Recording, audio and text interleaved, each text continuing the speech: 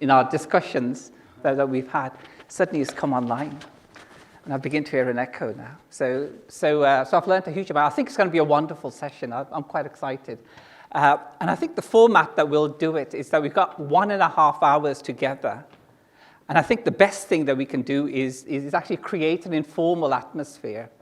Just because they're sitting there and you're there, it'd be good if you can interrupt, you can say, even when they're presenting, I think they'll be more than happy to take, any questions that comes to mind.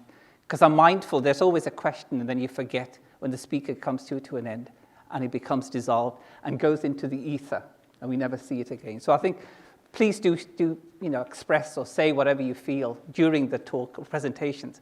And I think we got one. Why don't you come here, yeah? So we can get more intimate. So I don't have to look over there. It's nicer.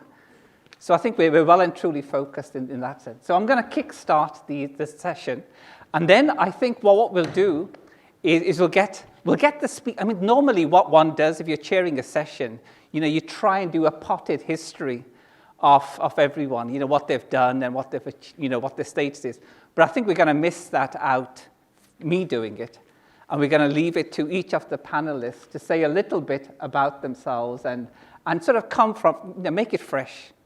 Because I can say things and be pretty bland and I'll mispronounce and I won't actually articulate the most important thing that they've done. And they'll come with their energy and zeal and enthusiasm and love for their subject. And you'll see the spark, come into being. So I think we'll leave that as that. So I'm going to start off with about 5 minutes or something just to contextualize, and then we'll get into the details of it, if that's okay.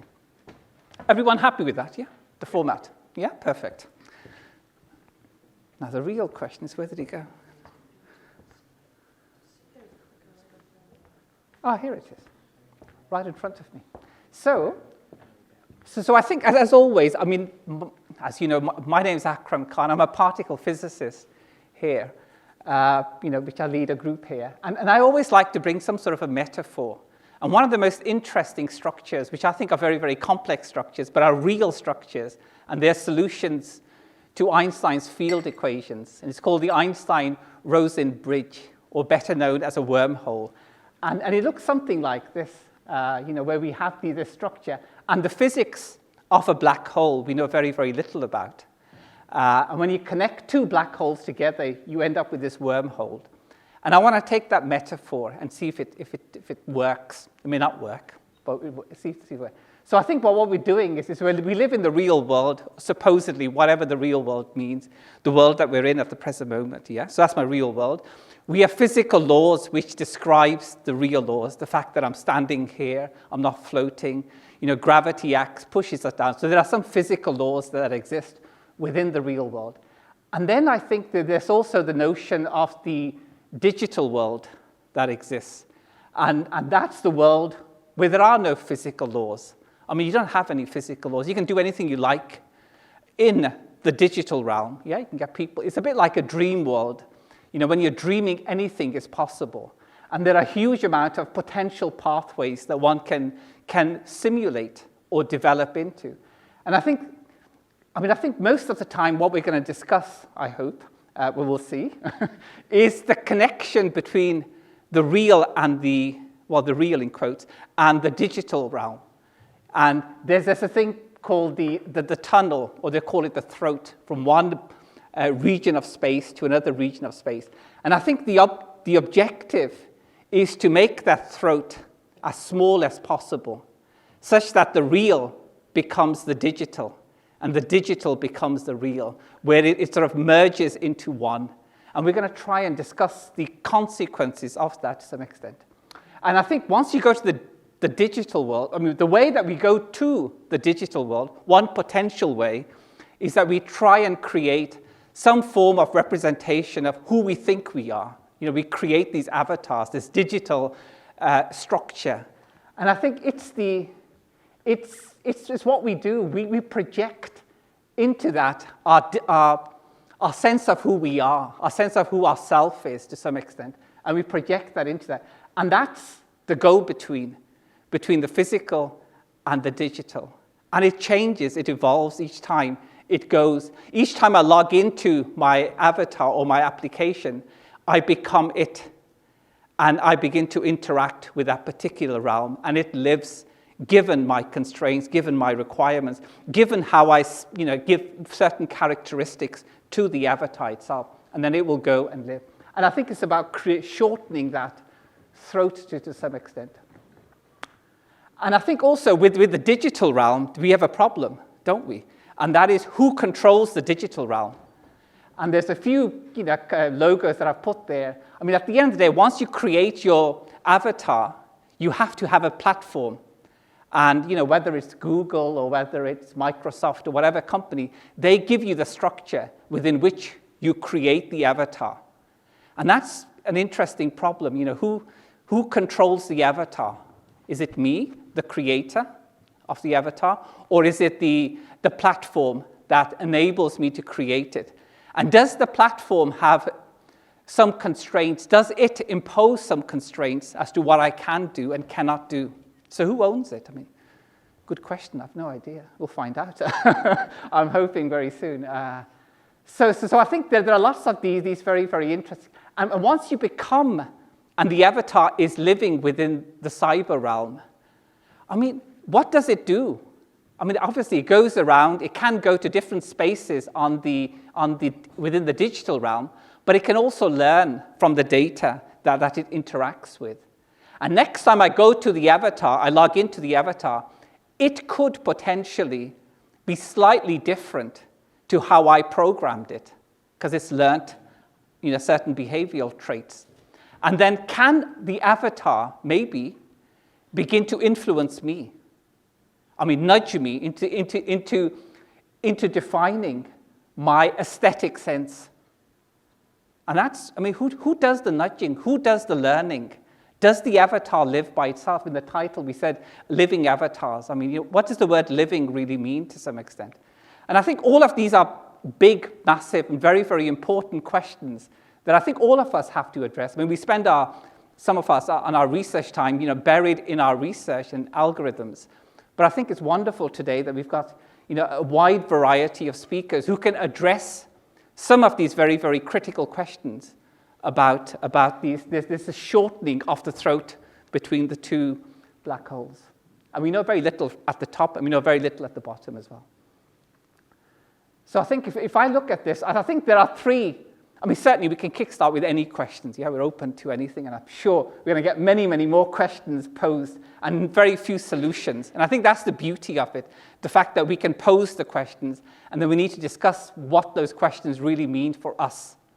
One thing is the technology and the framework, but what does it mean for us? And I think the first question that I would love to sort of, discuss with, and I'm sure they're going to touch on it, is how do we relate to these avatars? What do the avatars mean to me as an individual?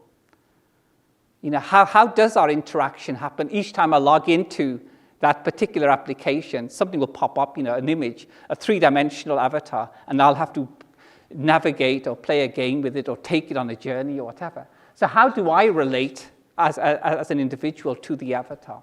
I think the other question is, are they a part of us? Is the avatar an extension of me? Or is it a better version of me? I mean, do we think that the avatar and the environment that the avatar goes into is a utopian place? And does utopian places create a dystopian environment? Because you always think that we're doing it, what is good? What is better? Who defines better? I think we need to try and think about, who does all of that? And I think it's a very interesting question of how, and in that sense, what is the other, which is the avatar?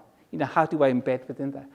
And for me, I think the other, wonderful, complicated question is, who owns the representation? Who owns the avatar? Is it you as the creator, or is it the platform? Where does the power reside with the avatar? What does creator mean? What does the word own mean? Who owns it? I mean, what is that supposed to mean? Who owns the car when it's made, for example? Is it the engineer, or is it the person that's just purchased it? Who owns the child? I mean, people create the child, but who owns it? I don't know. That's an interesting question. How does one define who owns the representation? So I think there are lots of questions, and now I think I'll stop, and I think I'll pass it on to Andrea to sort of kickstart the session as well. Right. And then we'll come back. Thank you. Hello, everyone. Just to mangle Akram's metaphor, let's jump into the wormhole, shall we? So I'm going to start with a little quote here. When a time comes that new modes and venues exist for communities and said modes are different enough from the existing ones, that question arises as to the applicability of past custom and law. And when said venues have become a forum for interaction and society for the general public, regardless of the intent of the creators of said venue, that's an important bit, and at a time when said communities and spaces are rising in popularity and are now widely exploited for commercial gain, it behooves those involved in said communities and venues to affirm and declare the inalienable rights of the members of said communities. These words open Ralph Koster's A Declaration of the Rights of Avatars. Ralph Koster is an acclaimed video game designer. He's well known for his work on the massive multiplayer online role-playing game Ultima Online, and for his book, Theory of Fun. And this is a document that, as you can see, he wrote and published in 2000, so 23 years ago. The self-described lofty document makes a number of claims and a number of assumptions there. So he talks about the duties and responsibilities of those who own these virtual worlds. He talks about the inhabitants of these worlds. And already drawing on some of what Akram said, he makes these assumptions about avatars as manifestations of real people. That's what he calls them, manifestations. And his ultimate point here is that if these are manifestations of real people, then their utterances, their actions, their thoughts, and their emotions should be considered to be as valid as the utterances, actions, thoughts, and emotions of people in any other forum, venue, location, or space. So this declaration includes a lot of rights that avatars should have. And quite tellingly, this is part of a blog post about the rights of players. But 23 years later, this document comes across as at least a little bit controversial. It was controversial at the time, but it remains so. Firstly, it is, I think, quite evident for many of us that it is ahead of its time, that looking at it now, we have only seen an increase in the digital nature of our everyday lives. We have only seen people living in virtual spaces more and more. And I agree with Akram here in questioning this dichotomy between the real and the digital, or the real and the virtual. I would say maybe the physical and the virtual, or the physical and the digital, because I think it is perhaps naive of us to think that the virtual is not real, and that our lives aren't spent in these digital spaces. So we see how this document talks about some quite stark convictions. But 23 years later, we still, like I think is going to be quite obvious throughout the evening, have found more questions than we have answers. That we are questioning what these manifestations are, right? Are they extensions of ourselves? Are they representations of ourselves? Or are they something completely different? Do people extend their own lives, or do people experiment with completely different identities, with completely different selves, to perhaps test, perhaps question, or just, quite frankly, have fun, or behave in completely unacceptable ways, if there is such a thing? And that raises a different question. If avatars have rights, then what are their responsibilities? If they have rights, are those legal rights? If they have legal rights, then are they liable? Are they responsible for their actions? How are those, who knows, controlled, policed, and by whom? By those who own these spaces, by codes of conduct, by social contracts. These are only some of the questions that we're very much trying to answer. We have some of the answers, but certainly not all of them. And we believe that these answers can challenge our understanding of ourselves, our understanding of digital worlds, and even our relationships with laws and regulatory spaces, platforms, corporations. And that's what our research group is trying to do. So the Living Avatars Research Group believes that only a truly interdisciplinary approach can help us even approach these answers.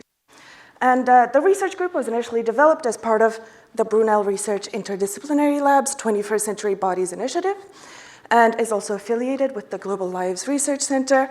And I will let my colleague Shona talk to us a little bit more about that. Wonderful. For the time being. Why, thank you very much. As long as there are no big questions that we're trying to answer tonight, that's good. One of the reasons why Global Lives, I think, is so interested in supporting this research group is because we're tasked, our mandate of Global Lives, our remit, is key issues within the 21st century. That's quite a broad mandate in the grand scheme of things. But it also means we can go in so many different directions, and we have the responsibility of going in so many different directions. But that also brings, as Andra's alluded to, that concept of responsibility. And we have a responsibility to make sure that we are engaging across disciplines and across sort of research themes constantly. So if you look at the Living Avatars Research Group, you will see scholars from law, from sociology, from psychology, from digital games, there's a list here that I've obviously ignored, from innovation, from philosophy, from sustainability. These sorts of conversations that the Living Avatars Group are having, I think part of it for me is that the whole ethos of the group is this concept of cognitive justice, if you like. Everybody who walks into that space has a tremendous amount of knowledge from either a disciplinary or a multidisciplinary, I can't say that word sometimes, space. But that means that everybody has the right and the responsibility to share that knowledge. And that knowledge needs to be lifted up and also needs to be equitable across those discussions. Because if we're only looking at this from a legal perspective, we're missing out so much of the conversation. If we're only looking at it from a philosophical perspective, again, we're missing the point. So some of the key themes that tie Global Lives scholars together really is this concept of complexity, which it's hard to deny this isn't complex, inequalities, and I think that is something that we often see within sort of these real worlds, digital worlds, who has access, who doesn't, how do we continue to play this out as the digital world expands so dramatically across our time. And then this idea of power. And Akram mentioned it, and Andra mentioned it, and we will come back to this concept so often. So I want to anchor us in this concept of power immediately. And what does it mean to really engage in power in a transdisciplinary way? So I don't want to continue to bang on about the group because I think there are many different aspects that we want to be able to get through. But my main point around any of this conversation is that every single person in this room has a very, very valid piece of knowledge that they can bring to this conversation. And we are very open and hopeful that you will share that knowledge with us as we continue to grapple with some of these really big questions. So I'll hand it back to Andra at that stage. Oh, it's time to, you can press the button. Sure. Thank you. This is going to be a quite small intervention for me this time. I'm just going to keep coming in and out of the conversation.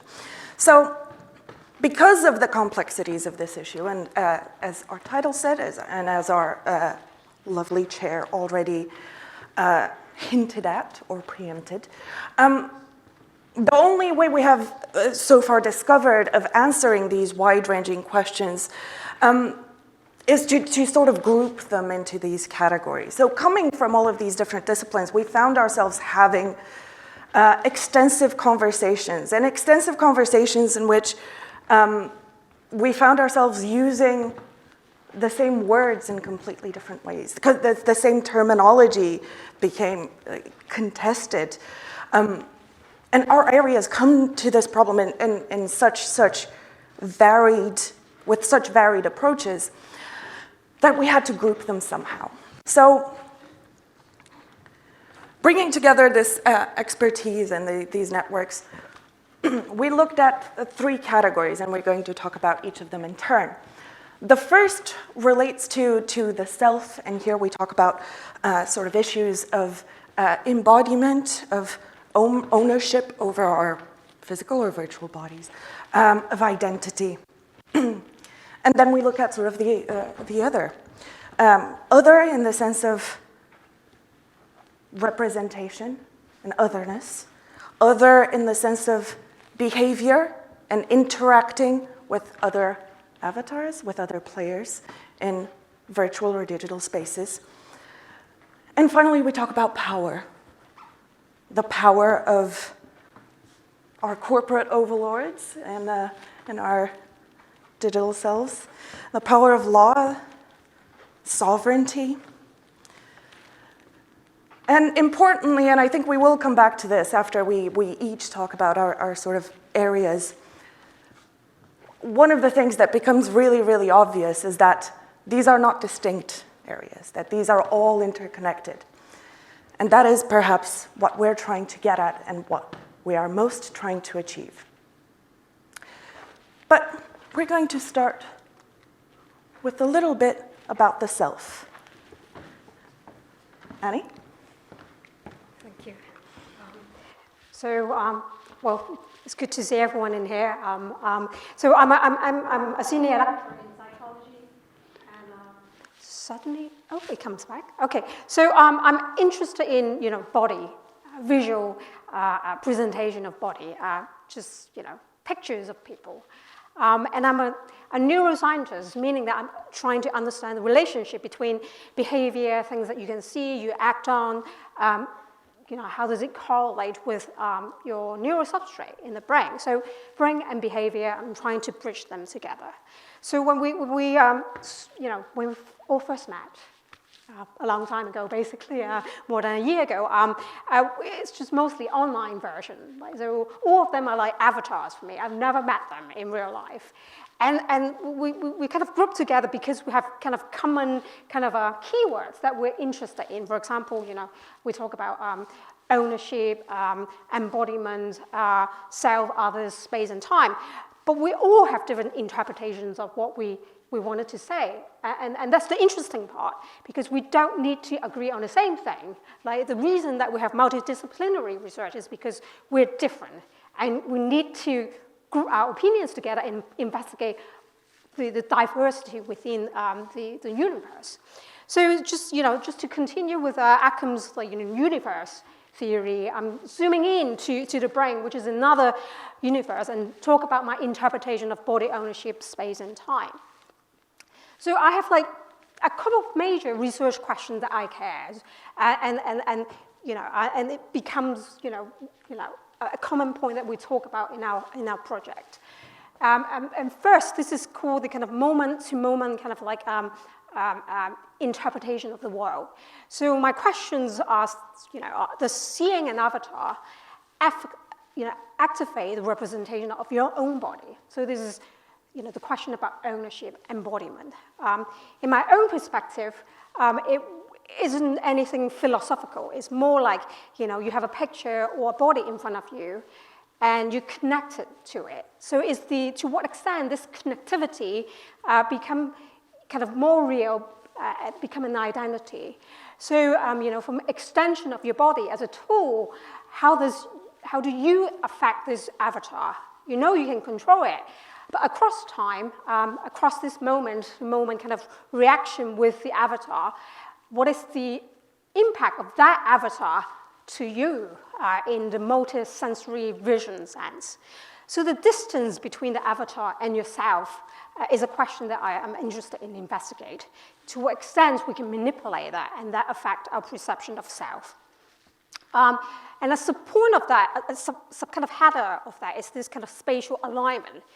We're just not even anything, big or philosophical. It's only just how close you are in spatial alignment with the avatar and self. Like if I have a picture of myself that look like me on this side versus this side, or right in front of me that I can actually align my own perspective to that is spatial alignment.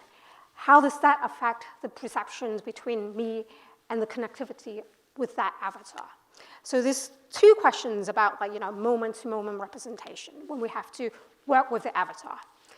And aside from that, the second questions relate to kind of more long-term relationship with that avatar.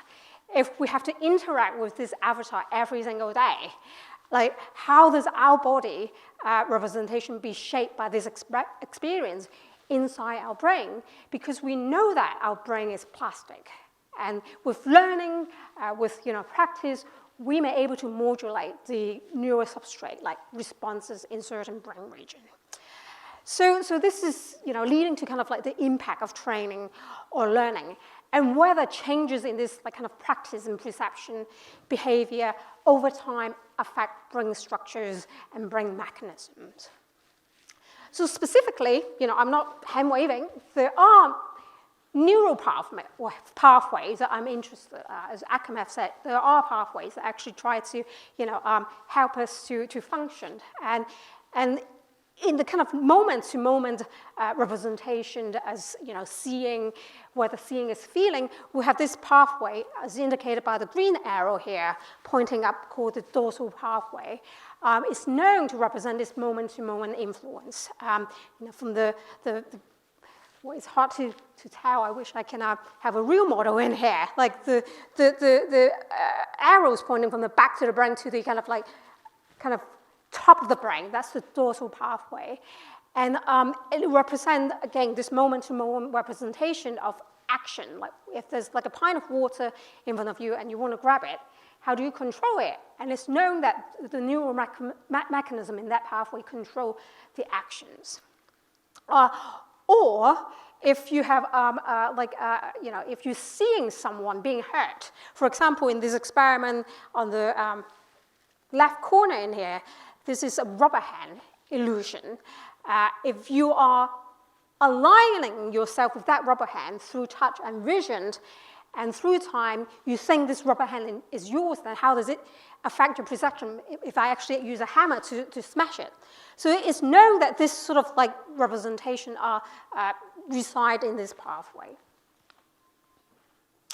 On the other hand, for long-term representations, there are other pathways. The other pathway are known to kind of represent those knowledge. It's called a ventral pathway. So the arrow here is misaligned. I meant to put it like on the brain. So there's a region in this ventral pathway called the extrastriate body area that are known to show responses when a person is seeing a body part. My question is whether, with training of the use of the avatar, whether long-term experience will actually modulate this region, for example. The other kind of features of this extrastriate body area is that it's known to show increased activation when the person is feeling others' body, not your own body, which is interesting. So my research questions kind of like ask whether with long-term training of the avatar, does it modulate activation in this EBA, in this extrastriate body area? So this is kind of the kind of neural basis for what we're investigating. So I think I've said enough boring biological thing. I'm going to let my colleague to continue with this topic in a more legal manner. Well, first of all, I have to say that is not but moving on, sort of building on what Annie was saying, my questions here here, coming from games design and game studies and looking at video games, is essentially if our brain perceives these things in such, well, clear, physical, not metaphorical, not philosophical ways, but in ways that we can see, what happens when we put them in virtual worlds? And I have to say that video game designers and video game scholars have looked at virtual worlds for longer than we have had avatars. We can talk about multi-user dungeons and discussions of player behavior and identity and regulating that as early as the late 70s. When we had text-based virtual worlds. But of course, nowadays, we can see these kinds of representations. So this is an image from Cyberpunk 2077, where you see these character creators, right? So we have the ability to create and model our avatars in various ways, to adjust voice tone, skin type, and all sorts of things. But that raises questions about representation and identity. First of all, it raises the questions of what social values, ideas, belief are we imbuing our virtual spaces with? Who gets to see themselves in these avatars? Because not all of them have the ability to recreate ourselves, right? Of course, we have many options here, but we have seen historically a predominantly white and predominantly male succession of virtual spaces. And even in something as complex as this, age doesn't necessarily play a role. You can't create an elderly avatar in Cyberpunk 2077. And this becomes important because there is research that looks at what is described as the Proteus effect. And the Proteus effect basically has discovered that the appearance of our avatars affects how we behave. Something as simple as a slightly taller avatar will make us act with more confidence, for instance, and it will change how we interact with others. And that takes us to this idea of identity. And as it happens, this is one of my avatars from a game called Fallout 4. And as you can see, she is not exactly a representation of me. Sure, she is white and presents as female, but she is not really a version of myself. At the same time, we can talk about a projective identity. So James Paul G talks about these three identities that we have: a real identity, a virtual identity, and a projective one, in which we imbue our avatar with our own values, beliefs, desires, and in turn, the avatar imbues us with some of those. It allows us to experiment, to play, to learn, because his major point was about game-based learning and the affordances that gives us. In my case, Jane over here, I called her Jane, will interact with Preston, you see the NPC, the non-player character there, as I want her to. She will be polite or at times brusque. She will make decisions within this world that might save it or destroy parts of it. I have to say, I like to play hero. Maybe that says something about my own personality. But importantly, there's only a limited number of things I can do. And that's another important point, that these virtual worlds also dictate how we behave. Long-standing research within games design has shown that different worlds inform behavior. Inform behavior both because they attract players with particular types of motivations. Are you more inclined to explore, to kill, to socialize? Can the world that you're entering offer you that? What does it reward? What can you do? So there is this collaboration between the designers, the owners of these virtual worlds, and the players themselves, because ultimately, you can never truly predict what players will do. You can only determine so much. Player behavior is emergent. They create their own narratives.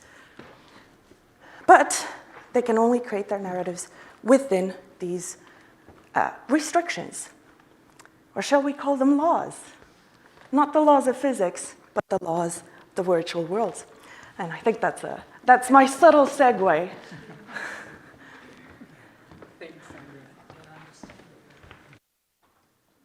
Hello, good to be here. Thank you guys for coming. I'm Matos. I'm a lecturer in law, and I convene public law here in the Brunel Law School. And before I jump into what I briefly want to say to you today, I just want to connect back to the metaphor of our wormhole here and say that, picking up from where Andra left as well, that a lot of what we take for granted in our world, in our reality, is actually fictional, you know. And I think it's interesting that physics still use the expression, the laws of physics, because for a long time, politicians, you know, and lawyers, they actually believe that there was a law of nature. Some still do. Like there are laws of nature, and this nature around us would inform the way we organize ourselves as a society.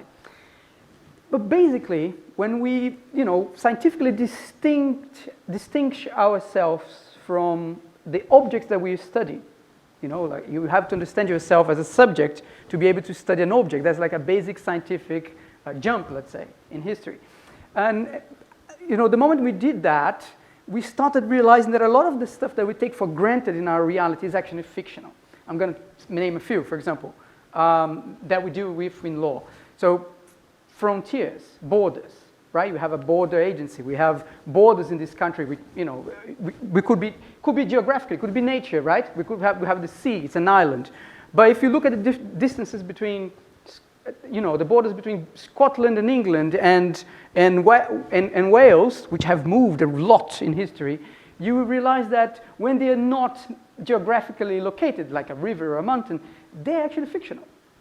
There's a fictional line that someone draws in a map and says, this is, you know, where the barrier, the frontier is, the border, where the borders are. And just to give a more concrete example, closer to family, adoption. Adoption is a fiction. It's a fiction that we take and then we say, you know, from this moment on, a judge will say, this child will be as if he or she is the daughter of the son of, you know, of someone else.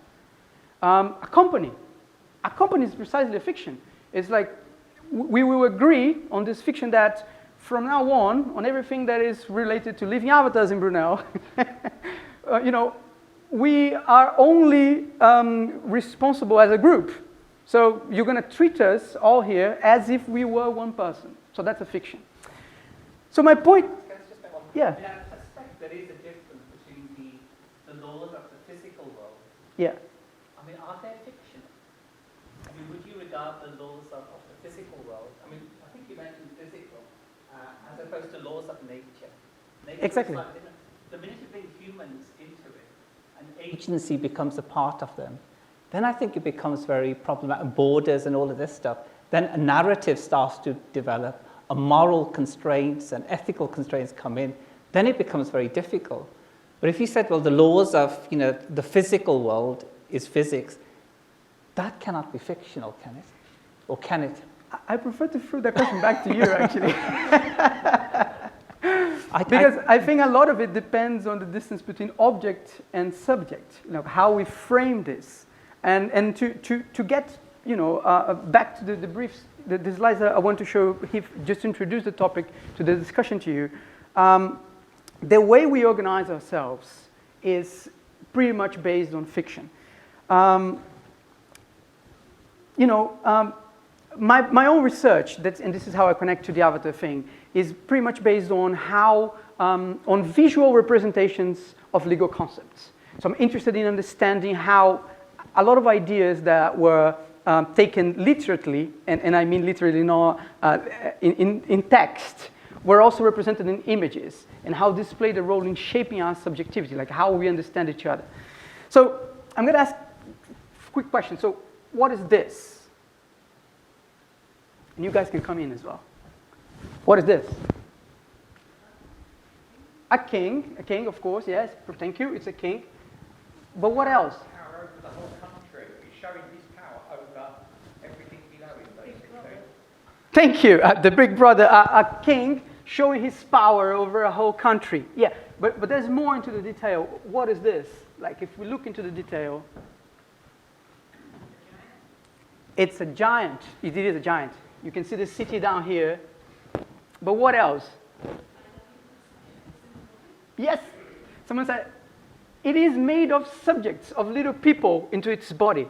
So this picture is on the cover of one of the most famous books in social contract theory, which in political science, which is the Leviathan.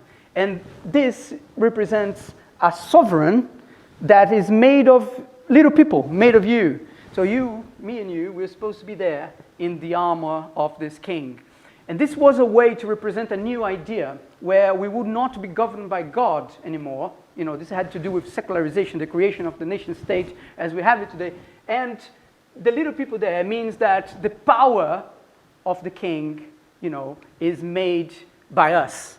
Like we integrate there in having a sovereign. And this is, you know, basically the idea that shaped the state as we have today. If you have a sovereign called Charles III, and you are, you know, a subject of his crown, then this has to do with the way ideas was visually shaped as well at the time. This one, the second picture, what is it?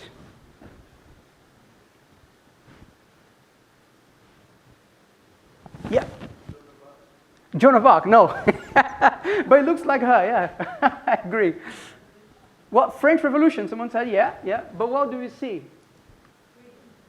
Freedom, right? So this is called Liberty Leading the People. You can see it in the Courtauld Gallery in London. It's a picture related to the French Revolution, you know, where the idea that justified authority changed. It's not anymore just that we need a sovereign to protect us, like, and we are part of this king, but also that we need freedom. We need to express ourselves, and a different idea of who are the people here and how, and you know, the people should lead here. The people are not only part of a sovereign. So they were. This is the second picture I wanted to show you, and this one, which has more avatars, let's say. Do you know this picture? What is it? So, if you look into the detail, this is called the pyramid of the capitalist system. And this was a picture produced in the USA in the beginning of the 20th century, published in America. So in the top of everything there's a pyramid. On top of it, you see capitalism, like, you know, a bunch of money. Then you see we who rule you, right? So you have like a king, a president, and a prime minister. Below that, we who fool you. Then you have like the three representatives of Christian tradition. So you have like a Catholic archbishop, probably a Reformed pastor, and an Orthodox minister. Then you have we who shoot you, the armed forces. We who wait for you, which was probably a representation of the aristocracy or the bourgeois. And then you have we who feed all. So that was supposed to be us, you know, or you, like those who actually bear the system. And this was another representation, another idea that influenced, you know, Marxism and the communist states that were created in the 20th century. And what I'm trying to do when I look at avatars today is to understand how they actually play into this story, into this narrative. You know, we understand today that public law, for example, which is the branch of law that you know, established the institutions that govern us, is part of is kind of a trope. It's a tradition. It's not only legal texts, things approved by bills approved by Parliament, decisions made by judges, but it's a tradition in which we interpret what the law actually is. And I'm wondering now, when we represent ourselves digitally, when every single person, every single member of the people, these people who should rule, can actually represent themselves, can actually access or project their own representations, what are the consequences of this to power, to the way we organize ourselves in society? I have to say that, you know, Annie mentioned here multidisciplinarity, and you guys mentioned interdisciplinarity before. And I have to confess that we have been a year together now as a group, and I have learned a lot. And one of the things that I've learned is interdisciplinarity is a lot harder than it looks. You know, it's much easier for us to, you know, talk about avatars from our own perspectives and our own research. But when we have to talk to each other, Language itself, as someone else mentioned before, becomes a barrier. I still make jokes about first time I met Annie, and we were talking about ownership of avatars. And when I said ownership, I meant property. And she meant like, if you believe the hand is yours, you know? So this sort of issue that cross over the use we make of avatars today is something that really stimulates me. But, you know, some people have dropped off along the year because sometimes we get stuck in defining concepts and trying to grasp with notions that we understand differently to explain our object of research here, you know, the avatars and the use we make of them. And I think it's interesting to be here today to be able to take a look at these different approaches. Just to finish it up, if you look at these avatars here, they were produced in an NBA video game, right? And they became a case in the United States District Court in New York when, if you check the avatars, you see they have tattoos, right? So these avatars of NBA players, they were, the company who made them was sued by the artists, the tattoo artists who tattooed the players. Because they said, you know, we tattoo these players, and you use the tattoos in their avatars in the video game without our consent. So you own us some copyrights, and the courts were you know, having to decide who owned the tattoo image of an avatar NBA player. So this is the sort of stuff that has been coming about in terms of ownership and representation revolving around avatars. And I give the ball back to you. And thank you very much. Mark, so let me first of all thank everyone. I mean, I think that was a wonderful summary. Are we on to the next slide, by any chance? That's it. Right. So I think we're on to the. So I think we've got some really interesting points of discussion. I mean, I think the use of language is very, very critical. You know, how one defines a language, such that we can communicate across discipline. I mean, I think that was truly amazing. And I think also what's very fascinating was Marcus's last slide on tattoos. I mean, I always get fascinated when, not by tattoos, but the notion of the unforeseen consequences. I mean, did we know that tattoos were going to be a major thing when they took that image of the avatars? I mean, it became such a big thing. And I think sometimes you see new realities into something that you think you fully understand. And I think that's amazing. And I love this idea about seeing the world or seeing the universe in a 3 dimension, not just X, Y, and Z and time, which is our basic coordinates, but in self, other, and power. You know, if we can construct our language, construct our ways of looking at it by defining this, maybe the technological world will become more interesting. And the other thing that struck me was, you know, if, for example, I mean, this notion about power, you know, we know that there's Google and there's Microsoft, you know, there's all of these big tech companies. You know, if, for example, they pulled the plug today, you know, what would you feel? I mean, what would we feel? No emails, no Instagram, no search. You know, we can't do any searches anywhere. I mean, how would we feel? I'm just wondering, how would one feel? We'll feel devastated. Sorry? Dead. Apocalyptic notion. But there's an important point, and that's power. I mean, where does the power reside? Who gives us the blood within all our veins? You know, who excites us? Who gives us the desire to get up in the morning? The first thing we do is, and then we switch it on, and then we're constantly following, you know, as we're driving to work. And sometimes you can drive to work and not even realize that you've actually driven. You parked the car and that's it. You think, oh my God, how did I go from A to B? You know, but you switch, you go into automatic. And this thing about the plasticity of the brain, enough nudging. Who does the nudging? Who creates the structures? I mean, that's a frightening world we're living in. Yeah, it is. Same structures for, you know, my brain is similar to your brain. Like, we may have fine differences, but that happens later in life. We're assuming that all those maps are similar, you know, developing, you know, in a typical way. And then when we are, you know, live in different countries, different places, different training, then those structure may you know, change a little bit. But does it not worry you also, the fact that a lot of these nudges and sort of patterns in one's brain creates an instinctive.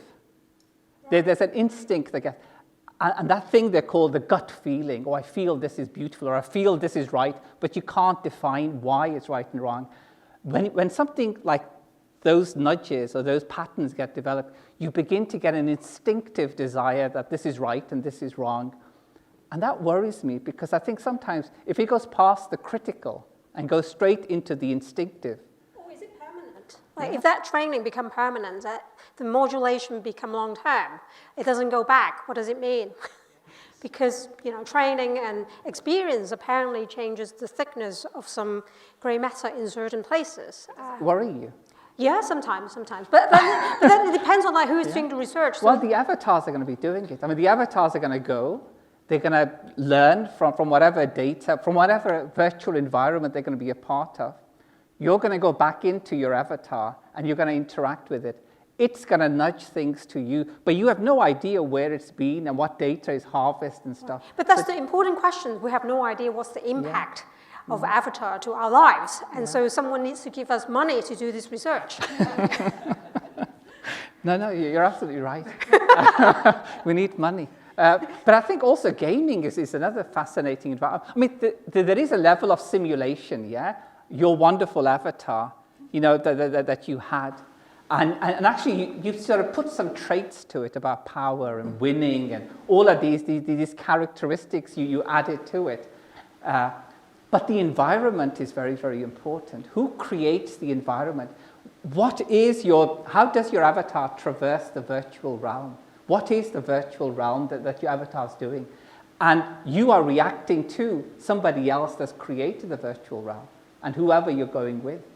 And we're so susceptible to all of this. Yeah. And then video games show us this, right? They show us how susceptible we are to forms of reward, whether they are sort of in-game achievements or very little subtle things. Yeah. What does the game let you do, but also what does it value? And I say it. Of course, it's not it. It is the people who imbue these game worlds with all of these properties, right? But it's interesting, the notion of value. Who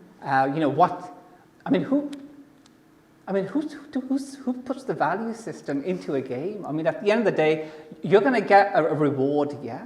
And the reward's going to give you some endorphin, because there's a kick you're going to get, a stimulus you're going to get, and you're going to say, I love this, and I'll carry on. Who gives that reward? Who sets the reward up? Is the environment actually nudging you to behave in a particular way? And if you spend 5 hours on that game, or 4 hours, you're not doing, you're following your, instinctive rewards, your dopamine is what you're following. So who does all of that? Does that not worry you as well? It worries me in the same way that it worries me in the real world, because of course there are reward systems here. There are specific behaviors. But the real world is slightly different, because the real world is that he will react to me when I say something to him. I have no idea how he's going to react, but there's a contestation that we have here. In the virtual game that you're in, who's doing do you have, Of course, but society values particular things, right? Mm-hmm. It values particular jobs over others. It values particular aspects of our personalities over the others. And we imbue the virtual worlds with values from the real world, whether intentionally or not. It is a question of responsibility, isn't it? Absolutely. Marcus, I just want to jump in to say that, sometimes as academics we jump into the discussion without saying the basic thing, which is, you can correct me if I'm wrong on this, but the notion of avatar, the word avatar, it was recreated in games for establishing characters that could mediate conflict between other characters. So it's like people were in these online environments for the first time. This is a long time ago, right? Like 20 years ago or more. And then in these environments, people were behaving like madly as if there were no laws. Like state of nature. So people would kill each other, rob each other, rape each other. And then at some point, someone who owned the game said, dude, this is horrible. So let's give some power to someone, to get out of the state of nature into a social context. So they created an avatar as a character online that could actually put some rules or sense into people. And it's a religious word, isn't it? Avatar. So I think that the avatar also has this meaning of like someone who can mediate before we started using it as if we all are, we all have our own avatars, right? So there's also this meaning. Yeah. No, you're absolutely right. I mean, it comes from the Sanskrit word, but I think the Leviathan, that image that you put up, I mean, that's a frightening image, isn't it? I mean, you have people who are subjugated. I mean, you've noticed that image had everyone looking at the Savior. I mean, no one was looking around like this to see what was going on. You had to subjugate yourself to the sovereign that's there. And the way that you do it is through fear. Fear is the controlling factor that's there.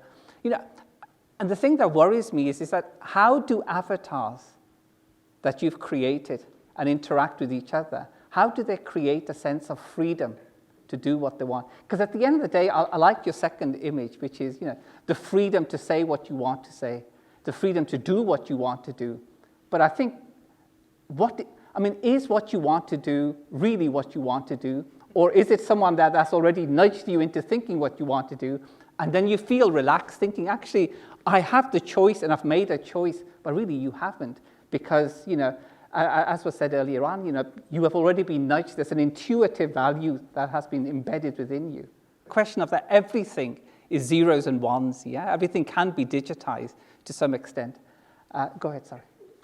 Maybe not respond, but just to kind of add in the conversation is that like it seems like a easier kind of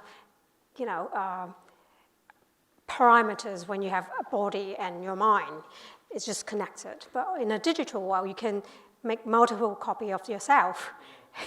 How do you deal with that? Like, would you get almost like schizophrenic kind of symptoms, isn't it? Don't you have multiple personas? But this is part of the conversation, isn't it? How do we deal with it when everyone is... How do we deal with it? It's the question he's asking. So how does one deal with that? Because, you talk to me now with this persona.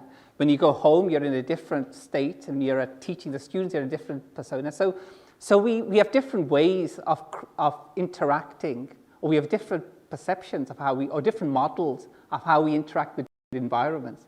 And I think what you're saying is that actually maybe we can all digitize all of that, upload it, put it on some hard disk, and put in the USB when we want to. And then someone turns the switch off. And then someone turns the switch off. Exactly. Yeah. Who turns it off? That's the question. The thing you've got there is too that your digital existence, you're fine until perhaps your enemy doesn't like you and they delete you. Then you cease to exist at all. That's right. But I think we go back to what you said earlier on, which is about the declaration of the right of the avatar. And I think that's an interesting way of sort of making sure that no one can mess with you if you're the avatar. And no one can, they allow you to say what you want to say. You can roam whatever you want to roam, and stuff like this, I think. If I can jump in, I think one of the issues that you mentioned is the fact that we would be living in a digital world. But from the hard thing about this object of inquiry, the avatar, is exactly to draw the line, and then I have to play the lawyer here, the boring person who draws the line. So one of the questions that we are asking is, are the avatars ourselves, or is it an object, or is it a representation of ourselves? And of course, depending where you ask that question from, you could have a different answer. For example, if you're actually asking a reasonable a question based on a reasonable perspective, you would say, of course, the avatar is not me, because I can see myself here. But if you're asking a question on how do your brain actually perceives the avatar, then perhaps the answer would be different. Yeah. And one of the things that I feel about what you say is that if we understand our images online on Meta and other companies as an avatar, they already live beyond us. There are a lot of studies now, we've been through a lot of papers about people who die and the avatars survive them. And then the online avatar actually, they become a way of mourning. Like people go to Facebook of deceased people and they put flowers there. Like, they talk to them. They actually text people who died, but WhatsApp is still online. People send messages. So we are already living beyond in a digital world. Yeah. So my question would be like, but how do we regulate this? Like, is this regulated by the laws that we actually have here? No, you're right. The laws of physics that they apply. But Matos, you're saying something very interesting. You started off with saying, avatars. How come? What makes you so sure that you are not an avatar? I mean, what makes it? Because I think at the end of the day, you're saying there's an avatar and then there's me. But how do you know you are not the avatar and there's someone else? Because we have our own laws here, which is one thing, and maybe there is some other laws somewhere else. Can you distinguish the self and the avatar? Maybe. No. Go ahead. Yeah. Oh no, I know. Provoked you already.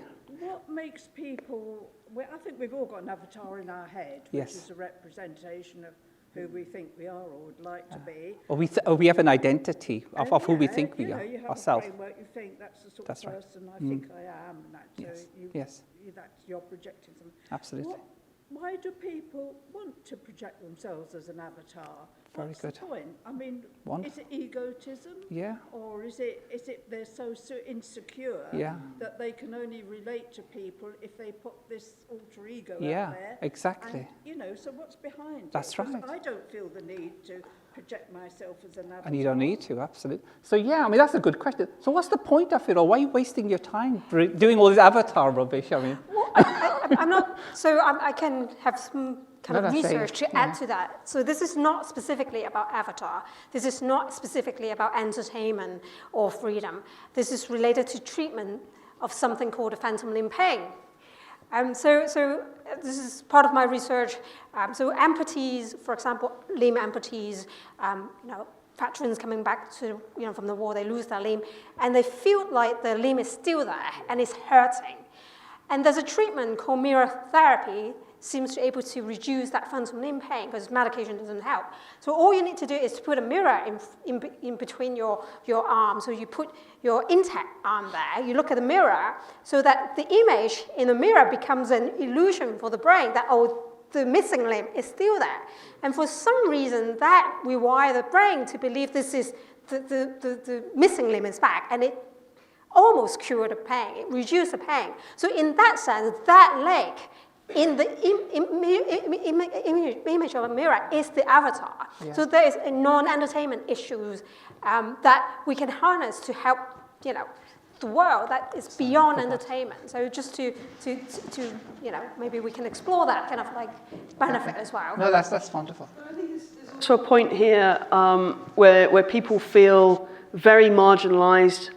They're perhaps maybe victimized in real life, whatever real life might be, or they think they are. There's a perception of inequality, and they can project themselves in a virtual world where they're not as constrained, or perhaps they're not as marginalized. They feel a sense of freedom, they feel a sense of equality within their virtual life that perhaps maybe they don't have in their... That's been the issue, is it?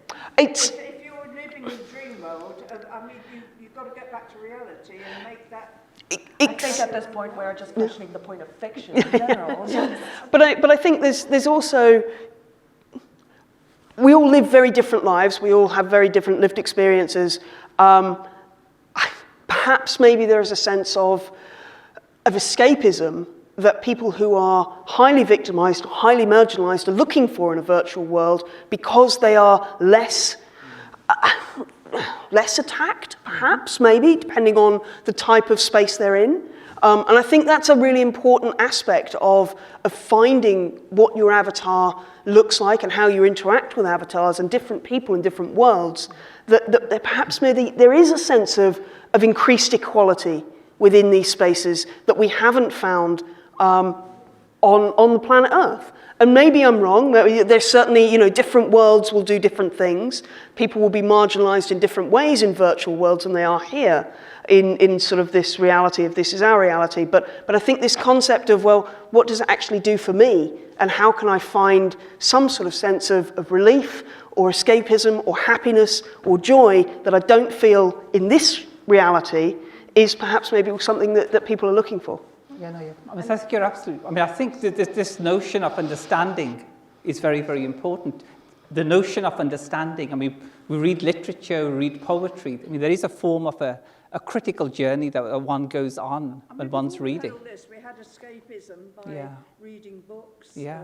Some people might be seeing films. So if you were unhappy in the world for any reason, you put that into conventional. That's right. And this is another way of doing it. Sorry, go ahead. Can I just add to that? When I was talking about this idea of projective identity. I hope others are getting their questions ready. I've got something to throw at you guys. Yeah. James Polge's actual point, and some of the ways in which identity has been studied, looks into education. So he looks into game-based learning. So part of what he sees is that these are spaces, like Shona was saying, where there is a certain amount of safety in terms of experimenting with your own identity, experimenting with types of behavior, experimenting with social interaction.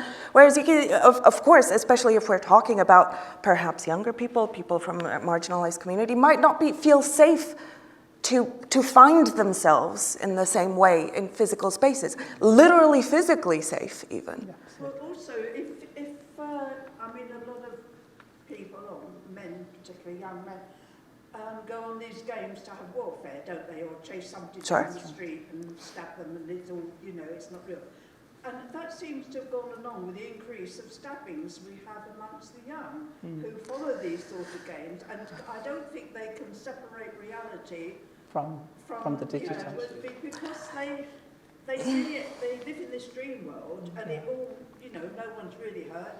So in real life, they don't know where to draw the line. That's right. Absolutely. Actually, we have 20 years of research that proves that they can tell the difference, and there is no actual connection between in-game violence and real-life violence. There are 20 years of research on this. That's and right. Actually, there is an argument to the contrary, that it is a form of catharsis, of experimenting with aggression and violence in a way that is safe and keeps it away from the real world, and that our entire discussion of violence in games is actually a way of containing the violence in the real world rather than exacerbating it. Absolutely. Anyone else with, show this. I'm going to have to give you this, I'm afraid. Are you going to catch it, yeah? Better not, honestly. Seth's looking. I just wanted to ask, could you get an avatar to learn a language and then teach it back to me? Because I struggle trying to learn languages, and I thought, if you could get an avatar to do that, they could go off into the other world and learn French and then come back and teach it all to me without me having to study. Yeah, so the question is, avatars can be very educational. They can grow, they can teach, they can, customize knowledge according to one's needs to some extent. And I think languages is something very, very interesting, that it can teach you how to speak another language. In my mind, I feel like sometimes I have social anxiety if I have to speak another language with the native person. So practicing with avatar may help in that sense. That's my input to that. I do a little thing called go ahead. Sorry, I do a little thing called Duolingo. And I'm not sure if that is an avatar, because it's not me, but it does help me to practice. One of the internal grants that we tried, unfortunately they didn't give it to us, was about testing learning with avatars. We're not entirely convinced that learning in a digital environment with the avatars would necessarily be a better way of learning than what we already have, like in distance learning before the pandemic there was a lot of interest in hybrid learning and stuff like that until we all had to go online and there was no alternative. And now people are actually trying to come back to more, I'm not sure if traditional is the word, but like on-campus experiences of learning. But we haven't given up on that. We reframe that project to to test that if learning is, potential. There's a potential in learning using avatars. Yes. Yeah. No, I think so. Do you think avatars can learn and, depending on what information you put into the computer towards the avatar, I mean, on the basis of AIs learning by the more information you get, AI learns from the information that's presented with. And I wondered, do you think the avatars could learn in such a way that they turn around and sort of say, well, I don't need the human presence anymore. Right. That's right. I can be... I had my own self. That's right. I have my own self. I mean, can the avatar... I mean, how does an avatar learn is probably the biggest question. I mean... Can we ask ChatGPT for that? But there's an issue with, like, for example, the avatar. There are gaming avatars in games that you use, like you embody them or you possess them, and then while you're playing, and then when you leave, your avatar there keeps doing something else, like farming, So and then the avatar keeps going on without you actually doing something. So I suppose if you can do that in a game, you probably can teach your avatar to do something online while you're not online, while you're not plugged to it in a way, connected to it. So I suppose it's pretty possible, yeah. But then, of course, you've got the problem with control then. Yeah.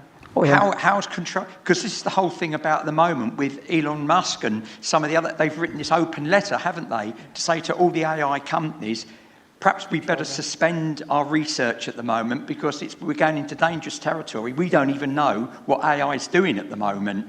And there's this open letter to say, can we suspend some of the research at the moment? So that could also apply to avatars. If avatars start doing things without us being there, we don't know what they're going to be doing. That's right.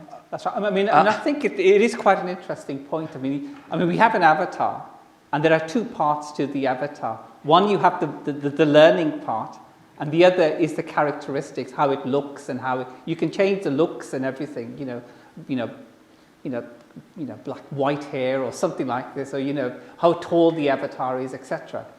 But there's the machine learning part, the algorithm that lives inside, and the algorithm learns as it harvests the data. And I think the point that you're trying to make is that, is there a way to regulate? Is there a way to see how the learning goes according to some constraints? Or is it a free-for-all? Let the avatar learn whatever it wants, and we'll see what comes off it. Yeah? Like several types of training for AI, depending on your models that you put in. It's like either supervised or non-supervised learning. So you can literally put any regulators in. So there are two ways of learning, supervised and non-supervised. So the non-supervised could be, they looks at any data, and it sort of just looks for patterns. Supervised when you actually impose a certain... Some rules or something. I'm not an expert in that. I just, went to talks and listened to people, answering similar questions. But I think it's not... The technologies can do a lot of things that we think we can. It's the applications of legal terms and that restrain that. So it's not about, in my mind, it's not about whether the technology can do that or not. It's about the law system, like the government, the governance of that, use of technology. Yeah, you're absolutely right. Go ahead, sir. Thank you. Just an introduction on myself. I do PhD here in AI. So thank you for this lovely talk. Also in my day job, I actually create avatars and I build digital human teachers. So on the law aspect, I just have a sort of question, which is if digital humans or avatars that I create can synthesize any content, so let's say search paper in a couple of minutes, and then teach in a textual format that it has deciphered itself, who owns the copyright? Can you repeat the question? I didn't get it. So I've got an avatar, right? So I can feed it a research paper. So let's say I fed it says research paper. So it would synthesize that, and then it would generate its own script as a teacher, and it would teach you what that paper says. So who owns that copyright of what it's teaching? Very good question. I don't know. Because read the term and conditions of the system you created it in. Touches upon one of the serious issues that we're facing now, which is we tend to think that the online worlds are not regulated. But then all the structure that we have regulating our lives and our property, who we are, what we own, what we can do, they are actually state-based. So, and these companies, when they are, based in different countries and they have this cloud data going on, which connects people from everywhere, they make it's a challenge for the states to understand how to do it. For example, there's another legal case where 2 Chinese students were farming profiles in avatar games, and then they sold the avatar profiles to a person in another country. And then this person said, oh, it's not what I actually bought. So our contract is not valid and I want my money back. So they sued the Chinese students in an European country. Like, wow, like, how can you actually do something about that? So there's a discussion going on about where is the jurisdiction? Like, the jurisdiction is like who can dictate, who can say the law about what happens in an online world like that. So the feeling that I have right now is that this is under dispute. It's not clear. It's not clear because we can talk about property like this, and we can talk about copyrights, and that's one discussion. But for example, what about the avatar that raped the other avatar?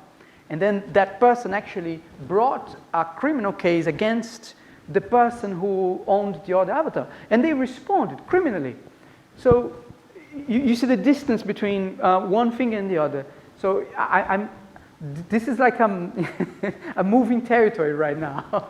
So I cannot answer your question completely. But I think also, you mentioned earlier on this declaration of rights for the avatar.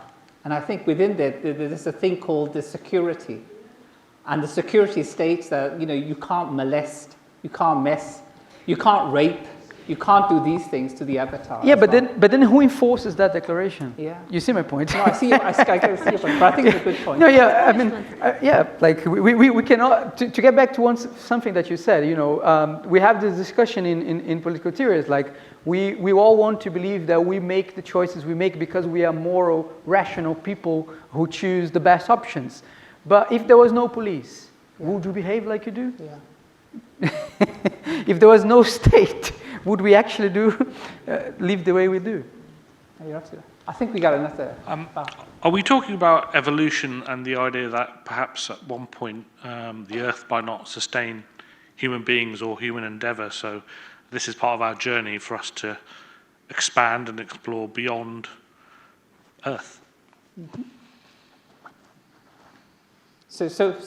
So maybe there's an evolutionary nature to this. And whenever you think of evolution, there has to be a sense of the reward, because reward always takes you in that particular direction. The next one, the next one. So who defines? I mean, is this a natural thing? I mean, are we just going to? Coming back to the laws of nature, aren't we? What is a natural thing? I think this concept of evolution is quite interesting. When you think about ChatGPT, for instance, it's the average answer that it's creating and that it's giving you. And it's harvesting information from all sorts of different sources, but it's the average that it's going to push out. Whereas as individuals, we have the potential and the imagination to do something very maverick in our thinking and our doing that creates almost that mutation, that evolutionary space. Mm. So while there's been a huge amount of talk about regulating AI and these kind of concepts, to me, I'm not worried about that space because it's the maverick space that I think we can own as individuals. And pushing that back into the digital world, if we are manifestations or avatars are manifestations of us, then we still have the potential to be able to create that maverickness within that space. So it's not about sort of this fear of the digital space learning and taking over us and all the rest of it, which sometimes comes with the fear conversation, because I still think we own that spark that perhaps maybe isn't built in to an AI system in its own right.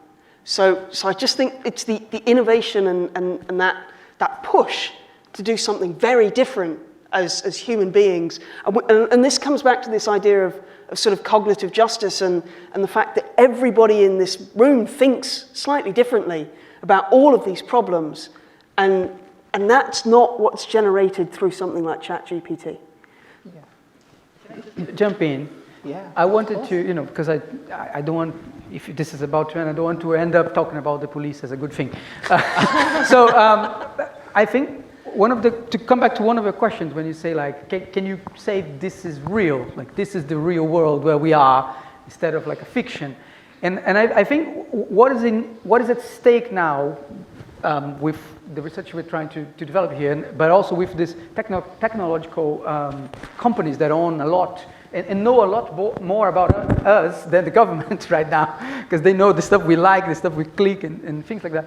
I found what is at stake, it's not science. It's actually common sense.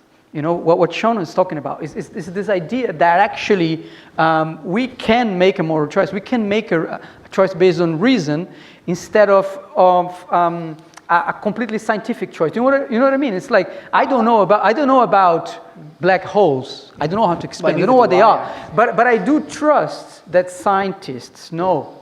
I do trust that what the stuff that you do is scientific. So there is a common sense in me that authorizes scientific knowledge. But if we lose this ground, this common sense ground, then we're in trouble. But that's the problem to some extent. I mean, how does one develop common sense? And that's a worry to some extent that I think all of us have to a large extent. Who is doing with the scientific, you have a rational, there are ways of verifying and doing things. Common sense is intuitive. It's a bit like what you said about creativity. That spark comes from somewhere. Can a spark come from an avatar? And you're saying, well, actually, it's not going to come from that creative spark. It's not going to, because the avatar is not vulnerable. Vulnerability, suffering, pain, the notion of your own demise to some extent. These existential issues are what sparks, the creative side. And avatars, and I'm wondering, I think that's what you were trying to allude to, don't possess that to some extent. And I'm just wondering, does the intuitive, I think you were going to say something, or you were going to say, that common sense, how does that get developed? I actually want to question that common sense is intuitive and something that we agree on at all. There were various points in time where we considered it common sense that women should not have the vote, and certainly we should not be here. Absolutely. In various ways. It was considered to be common sense. So what is common sense if not something that we construct socially in various ways? But picking up from there, I think common sense is something that can be rational, it can be constructed, and it's not necessarily intuitive. And I'm going to explain to you, for example, if you say, if you Seb turns the lights of this beautiful auditorium here, I don't know actually how light works, right? If I have to scientifically explain how does the energy actually comes to this and make this thing work here, I would be in trouble probably, technically speaking. But I choose to understand, but it's a choice of common sense to me that free me from thinking scientifically over every detail of my life. So the common sense can be a rational choice to free yourself from the burden of thinking scientifically of everything, every aspect of your life. But on the other hand, if you let go of this, you probably let go of science as well, and reason. No, but the worry also is that what you're saying is that there's a black box, okay? And that black box, the scientists know how it's done. I'm not even going to think about it. That's my warm, comfy blanket, right? That's my comfy blanket. I'm not even going to ask the question about anything, so I'm just going to go to sleep and wear the blanket. And in a way, that's what the worry was some of the people in the audience is that these avatars, if they are learning, and we don't know how they are learning, it's a black box, that machine learning technology, that deep learning algorithms, we don't know what the weights are within that algorithm. But you're saying, well, okay, it doesn't really matter. I know that the computer scientists are doing it. So I'll leave it to them, and I will assume that knowledge because I trust them. And that trust is very, very important. How do you develop trust? Precisely, because if you... But this is a point. Like, the world we live in requires that we trust in certain people and certain institutions.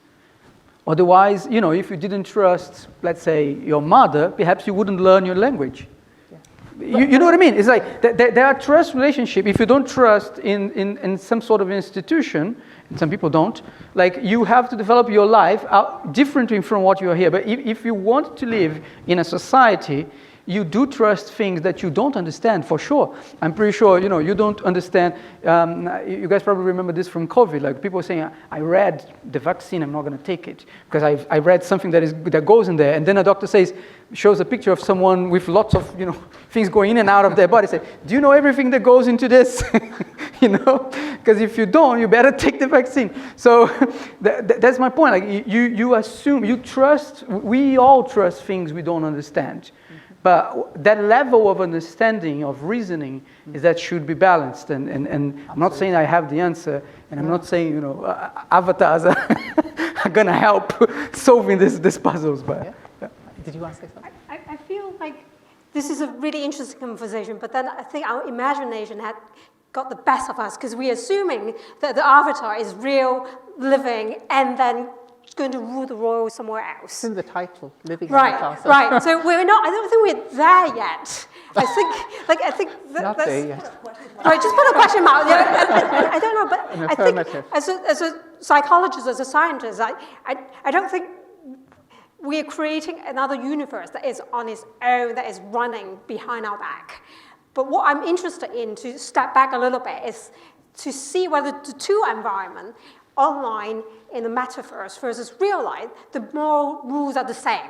Absolutely. Like, if not, why is it not the same? Like, why is it okay to do certain things online with these avatars, but not in real life? And that's how we get together, because like Andra may say, well, if you can create your own image, then you can make a bigger version of yourself. Then that's different kind of measurement of power. Yes.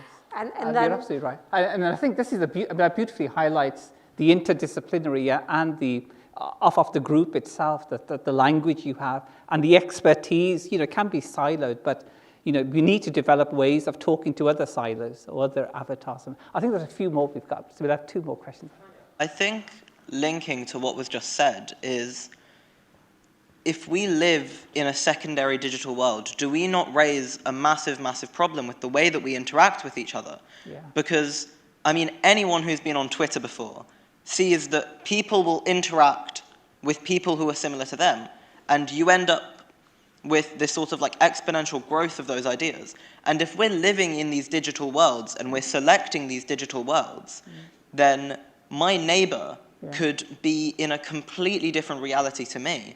And it brings up massive issues in relation to peace, because if I am living in a world that is not governed by the rules that you are living in, how do we agree on anything? Because none of it is the same, and none of it will have the same impacts on anyone around us. Yeah, that's a very, very interesting point. The fact that, echo chambers or your communities are not spatial at all anymore. They're in a realm, in a space, which is not space-time dependent to some extent. Which is a big problem for society. We've certainly seen the way people interact with each other on Twitter, and the sort of the negative connotations of interacting in these spaces, hidden by anonymity and some of the language and some of the abuse that's hurled at people within these spaces wouldn't be and isn't tolerated by law here. And yet, sometimes it is controlled and sometimes it's not. You look at some of the laws that Twitter has removed in terms of interacting with people now. Are we moving much more into that sort of free-for-all space that does create these echo chambers, as you're talking about? And is that a positive move, or is that a very negative move? And if we can't, if the value systems are so very different within these different worlds, then we could possibly find ourselves in real trouble when we start to think about what we want as sort of positive global society values, without a shadow of a doubt. And I would say that is precisely what we're trying to do, right? Because we keep asking if it's in a utopia or a dystopia, or if it's good or it's bad. We decide that. Yeah. These are not things that just happen, right? I talk about reward systems in games, but all of social media as a massive reward system, right? What comes to the front page of Reddit? What gets the most likes on Twitter? What do you see on Facebook? All of those things are things that are decisions that people programming those algorithms have made, right? These are not things that happen in a vacuum. These are decisions, and these are results of these decisions. And these are decisions that we need to think about the consequences of, and perhaps regulate in these virtual worlds. But you're absolutely right. I mean, I think these horrible voices, or these sort of constrained thoughts even, to sort of see them come to the fore, to actually simulate, because I think there's a lot of simulation that can go on via the avatar, to explore. I mean, I think that could be positive as well. It's not just negative. I mean, there are incredibly reassuring positive spaces. You look at sort of a community that I'm part of around long COVID. Long COVID is sort of, for a long time, nobody believed in it. Nobody thought, you're just trying to get off work. Who cares? There's no such thing. And yet, being able to have that conversation with people who are really feeling the same thing, and that empathy. So I think there's, as much as there are negative spaces, there are also these very positive spaces within this same existence. And as you said, it is our choice in terms of how we interact and what we create. And you can break the bubble. You can burst the bubble as well. So I think.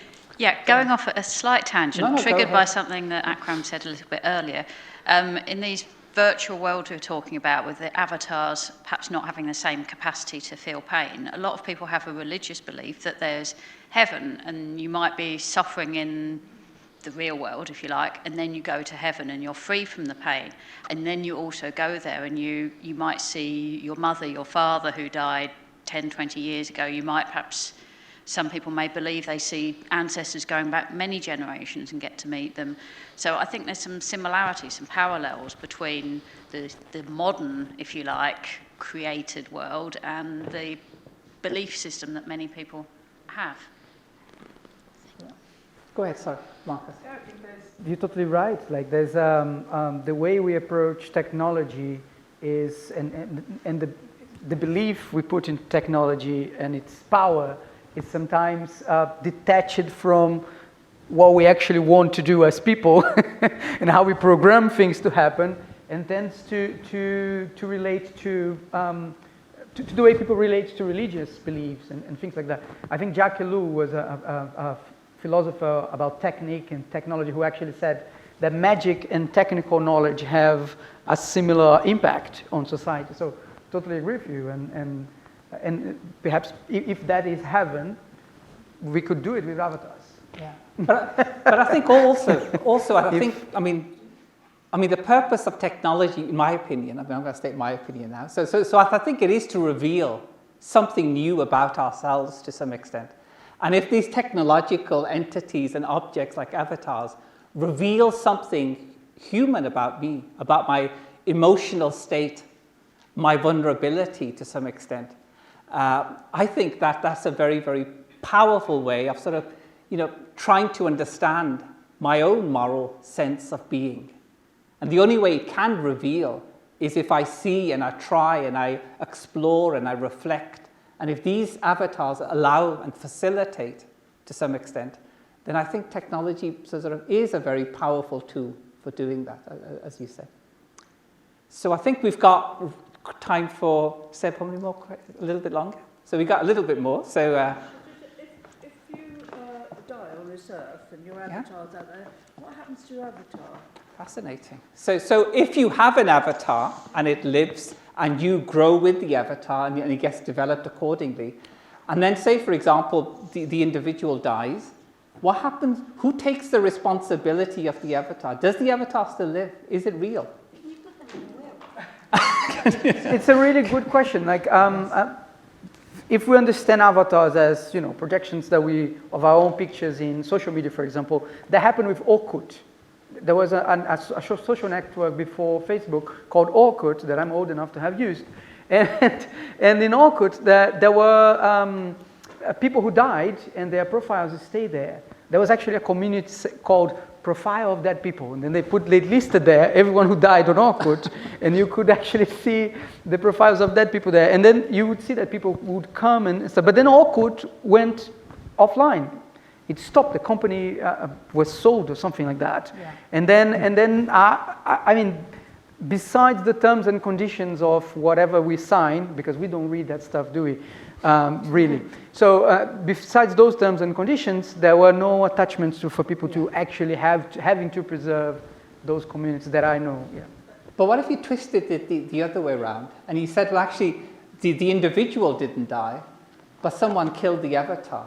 I mean, say the company went bust, for example, and you found, I mean, we all have great attachments with objects. And if I've lived with something, I mean, even my, you know, I don't know, my pen, for example, I have a great attachment with it. I mean, if I lose that, I'll be devastated.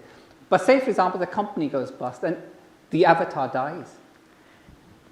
Very good question. Gosh, you know. By definition. It's dead. Are you pulling the plug of the avatar, actually, when the company back, you know? Poor thing, the avatar. Can we actually sue them for damages? Yeah, no, there must be some way of it. So I think we've got one more question. Wait. Go ahead. Funeral costs are high enough. We don't need to have digital funerals. Yeah, there's another one here. Just a thought on that about who owns the avatar. If, for instance, you know, we are going into cross-platform, etc. If you were to own the avatar, let's say as a non-fungible token or something along those lines, then A, you would own it, B, you could also sort of keep it because, you know, you could freeze it or, you know, have it in a pen drive. So, yeah. That's a very good question. There are some research that was done on this topic. I think we went to a paper called The Beloved Possessions of My Avatar. So this person had an avatar. She put a lot of effort in it. I think it was a gaming avatar. And she had all these special objects that she bought in the game, you know. And then at some point, the platform wanted to go offline. And then she questioned, like, okay, but what about the stuff that I paid?